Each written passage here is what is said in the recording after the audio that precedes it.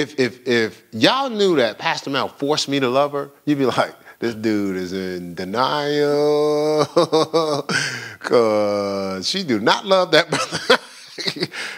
or you'd be like, he don't really love her. He walking around like some type of drone. Right? It'd be kind of one-sided. You know, you wouldn't say we're in love. Right? So it's not a forced thing. Let's give you this. God is a God of covenant. That's what you have to realize. Everything God, he established covenant, which is, you know, I'm going to promise you something because I love you. And guess what? All I need you to do is make sure you stay in line with what I need you to do to receive what I promise. But if you do your part, I'm going to make sure I give you what I promise. All right, so but we have to be in agreement. I need you to be in agreement. I promise to do this if you promise to do what I ask you to do. Right? So God is a God of promise. What that is that's agreement in action. See, that's not just agreement talked about. See, I promise to commit to take your heart, take care of it, and to be all in to love it. And then I acted on it. And I continuously act on it every day of this marriage. I didn't say something in a moment. And then under pressure, I decided to do something else. Because, you know, you go down, you know, till death do us part. That's a nice statement. But you know, you got to live that, right? Yeah, you got quite a few people just got married recently, right? You know, you got to live that thing out, right? And you know, it's something that we realize with the people that maybe have gone through how can I say? Can't think of another way of saying it. The fire? No, it wasn't no fire. Like a week counseling before they got married, or week, almost like, you want me married? Cool. Tell you what, we you know, just let us know like right before it's time for you to get married, like maybe like 6 weeks out, 4 weeks out. We'll do some counseling, just let you know some of the little basic principles of marriage. That's going to be difficult because there's so much more you need to learn, so much more you need to know, and you can go all this time tripping on somebody only because you don't know the whole picture of what it takes to be together. You know, it's a lot of work to be in agreement. It's worth it. So we were talking to somebody. Actually, this is a principle that we always tell people. It's in our premarital courtship. You marry by faith, and you grow in love. Now that seems like such a simple concept, but you know, there's a whole lot of couples that figure, I married. Where's the love?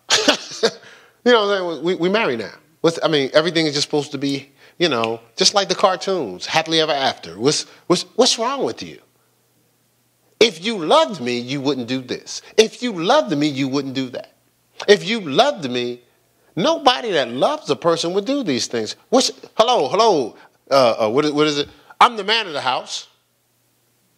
According to the manual, we're married now. Immediately, you start to harmonize to the man of the house. Whatever decision I make, you roll with it. It might be crazy, might be stupid, might not even be godly. But since I'm the man of the house, it's your job to just roll with it. So I'm going to fight I'm the man of the house. Then the other person goes, well, you know, you married me. I'm your wife. Your job is to think about me. Think about what I need before I need it. Even though I didn't tell you anything I needed. You know, you probably don't even know how I'm used to operating. But since you love me, you're going to anticipate my needs. And okay, say, what's your line? Oh, you're going to read my mind. Because that's what true love is. Because you're so connected, right? Yeah, you're thinking, what are you thinking? I have no idea. You know what I'm saying? It's you grow in love. Mm-hmm. When you embrace that reality, you're saying, this is what happened with me. Because we married 2 months after we met. That's the person you want me to go down this road with? Cool. I'm going to go down this road. We connect. Hey, we're going to do this. We're going to go down the road. There's going to be some hurdles. We're going to have to get through some things. Actually, I'm going to have to figure out why are you even talk like that, and you do what you do, you're going to have to wonder why I do the little quirky things I do, but let's go down the road. Something comes up, uh-oh, it's first hurdle. You ready? Let's do this. Not, okay, what's this hurdle thing? God, there's hurdles. God, can you hear us? There's hurdles. See, I didn't sign on for no hurdles. Or I'm done. I'm just done. Ain't nobody trying to deal with no hurdles. To tell you what, you go down there, jump that hurdle your doggone self. I'm not jumping no hurdle. No. We marry by faith and we grow in love. And each hurdle we jump, we get closer and closer together. Because we have to like, okay, I was thinking that we could just like run a doggone thing over. What would you think? Well, I was thinking we could just maybe, okay, I could jump and you can catch me. Nah, that's not going to work. And if we fall together.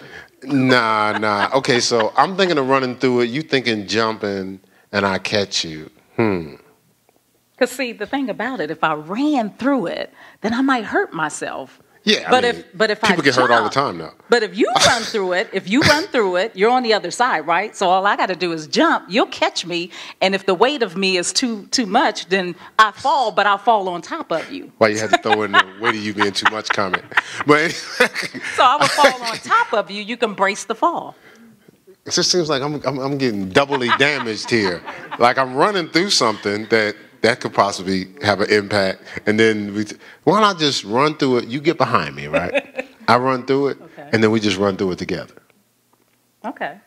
That sounds like a plan. All right, so we come up with that. We get through the first hurdle. Another hurdle comes up. Each hurdle, we have to dig inside of ourselves and pull out things that we've never had to use. But what it does, it brings us closer together. Talk it through. Look, so we're driving down the road going, man, I didn't even know how we was going to get through that. But man, we've been through so much. Boy, I can't believe that happened to us. But I'm thank you for your patience because it looked like, I don't know how you dealt with it. Which mean you thought I was crazy? Really? I look crazy to you, huh? Okay. All right. But each time we grow together, right? So did you have a thought on that before we get to... Now, some of you might think that we don't have any stories where we really did go through some things. There was one time, I just have to tell them We told them stories already. Do we have so many stories right now? Have we told them a story? Have we? Good looking out, bro. Where Pastor lost his mind a little bit? Oh, it was me blowing up? You're not helping? Oh, so y'all never knew the pastor sometimes. He got in the flesh one day. All right, so go ahead. Well, I don't even know the story she's going to tell, but I'm in agreement with you telling this story. We actually came from a wedding. Oh, Jesus Christ, this Lord. I think I told that story before. Did you tell that story? Well, y'all hear about the story about the wedding? We're a growing church. Some people probably haven't heard the story. Probably only 2 people heard it. Tell it. He just want to hear how it blew up. That's all. Well, we was going to a wedding, and this particular, I don't know, I was dealing with some insecurities, and I can't remember. You want to say something? Go ahead. No, go ahead. It looked like you I'll let you tell your story. I was dealing with some insecurities. I was dealing with some insecurities. That's all. You don't want to know the details. And we were at this wedding, and I wanted to leave. I'm not sure why I wanted to leave. Do you know why? So I'm going to have to give you the details. Give me the detail. And I'll agree if it's right or not. All right, so we're at the wedding, and we're sitting there at the wedding. So the person that was getting married, I had in youth ministry. So I decided to get up and, speak to some people. So I get up and I go to speak to everybody. Just congratulations, this, that, and the other. And so I come back to the seat, and when I come back to the seat, the person I left at the seat wasn't there. She was replaced by whoever that was. It wasn't my wife. And she's hot. Now, mind you, I have no idea why she's hot. No clue. No, I'm not even on the radar. I know y'all think we're supposed to read your mind, so I'm supposed to realize I did something to create this, and I'm supposed to know exactly what it is, because if I loved her, of course I would just figure it out right away. When I did this, that, and the other. But when I say nowhere in the stratosphere, I don't have a clue. So at that time, do you want me to? You left me. Yes. That's what happened. He left me. Is that what you women were thinking? Yeah. See, they were thinking the same thing. Ain't nobody asked y'all what y'all was thinking. Just stay out of it. But he left me. Just y'all not in this conversation. We don't need no amens, nothing. But go ahead. I left her. He left me. Okay. So we were. Okay. Since you used the women, the guys knew what I was thinking. What was he thinking, guys? Oh, what was he thinking, guys? Something you did or something? You don't know? Something you had done? No. What was I thinking? She said, why she was upset, she said, I left her. Because you didn't think about that. No. But when I left, what was I thinking? He didn't have a clue. But Pam, ain't nobody needs you, Jim. You hear Pam was like, he ain't have a clue. That's what he was thinking.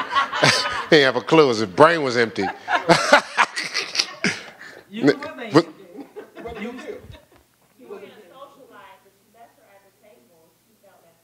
we got what she was thinking. Do we got to amplify that anymore? Well, wait a minute. He had a thought. Did you tell her you were leaving? Yes. You were thinking I'm coming right back. It's no big deal. No, I wasn't thinking that. Gee whiz, I have to figure somebody would help me. You was thinking. Well, that. Go ahead. It was okay. No, I wasn't thinking she was going to stay at the table. I was thinking she was going to get up and talk to people too, like we do now. Y'all see us do that now, right? But this is the early part of the marriage. And Minister Sammy had a thought. No, that's it. You was thinking there was nothing wrong. You're at a wedding. Let's get up and fellowship with the people. So when you got up and left, you thought, well, she would do the same. thank you. Okay, so that went from... So my mind wasn't empty, Pam. So that went from him asking me the question, what's wrong? And what do we sometimes do, not just men or women, but... Look, everybody jumped in. Nothing. Nothing. But you got a game face, though. So now he's mad. So now... No, I didn't get mad at first. Well, okay. See, I got to tell the story. So I asked her what was going on. She's upset. She says nothing. Everybody in their mama knows something. But she's trying to convince me it's nothing. So, of course, I'm a lap dog now. What is it? You know what I'm saying? So I'm trying to figure out what it is, right? So finally she tells me, you left me here by myself. Now, for the logical people in the room, that doesn't even, register to the computer. Like, I left you by yourself? Like, I couldn't even process that. Like, what do you mean I left you by, you were stuck in the chair? You can't get up unless I pick you up? What do you mean? Like, I'm not... This is what my logical mind. Now again, this is early in the marriage, all right? Yeah. I mean, not, but that's so. My logic, it doesn't match my logic, obviously, right? So, but I know enough that she's upset. Logic has nothing to do with this. I need to apologize, even though I don't have a clue what you're talking about. So that's what I did. I apologize. So you would think is no. All right. No. That was later in the marriage. This stage of the marriage, she still was upset. So now it's not just the apology. Oh, we're gonna say uncle before we get up out of here. So she keeps going. She keeps going. She's like, and then you're gonna leave me this, baby. I'm sorry. I apologize. And then you're gonna leave me, sweetheart. I think I apologized 4 times. So. Now, of course, we got to get out of here. But now, usually when that happens, the person really doesn't feel like they got it. So that's usually what happens when a person overly just keeps saying the same thing over and over because they don't believe they're understood. They're understood. Yeah, because you're not at that point. Right. Right. All right, so we got to get out of there because, I'm the minister at this particular time. It's a wedding. Thanks for tuning into Heirs TV. The completion of this video or entire audio can be accessed at our website at www.heirscc.org